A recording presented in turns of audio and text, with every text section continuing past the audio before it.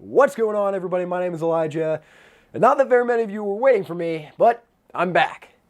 It's been about a month or two since my last post, which is funny because in that last video I talked about how I wanted to start posting a lot more frequently. Anyways, here I am now. I've got some new ideas, some new equipment, a new perspective, and I'm excited to see what I can do next. Anyways, for the very first time, cue the intro.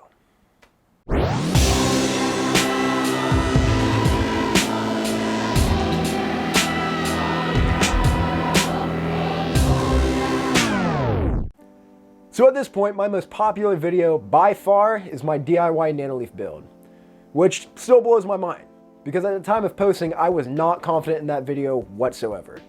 I thought that the build went bad, and I decided to lean into the narrative of how sometimes that happens during these projects, and that it shouldn't discourage you from wanting to build things in the future. That's something that I struggle with a lot, and I imagine a lot of people struggle with it too. But thanks to the experience of that project, I feel like I now have a better idea of what does and does not work in regards to making one of those lights.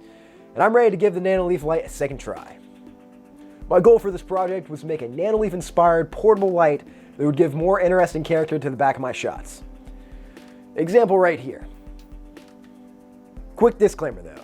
The method I used for making the framing of the lights was just in no way practical and definitely not viable for anybody who does not have a CNC carver. I spent about 8 hours just cutting out the parts to build up the body, and that doesn't even include the time wasted on pieces that got screwed up and scrapped. Sometime down the road, I plan on doing another Nanoleaf build that will hopefully be a lot closer to the real deal, but for the purposes of this video, I would say watch this, take inspiration from what I'm doing, but don't try to copy it.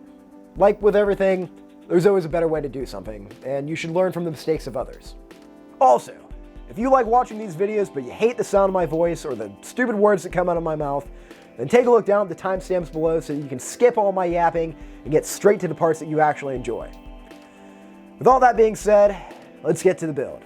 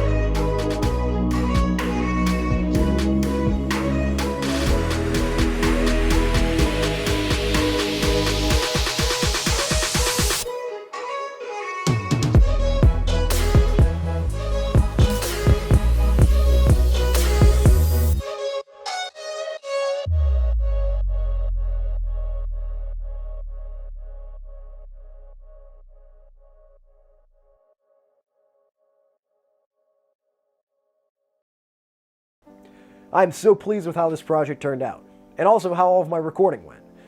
I really feel like this video is a sort of redemption to that last Nanoleaf video, which, as I said, I still kind of view as a fail.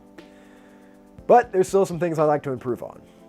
Overall, I'd really like to just simplify building one of these things, because there was a lot of steps to doing this. First, I cut all the pieces on the CNC. Then I spray painted those pieces black. The next step was making reflectors. I used a metallic tape that's used in HVAC work, attached paper to the back, cut it out into the right shapes, and then glued that into the frame. These reflectors help shine light forward since the LED lights are attached to the sides of the frame. The next step was laying in the LED strip lights. This was by far the easiest part of the entire build.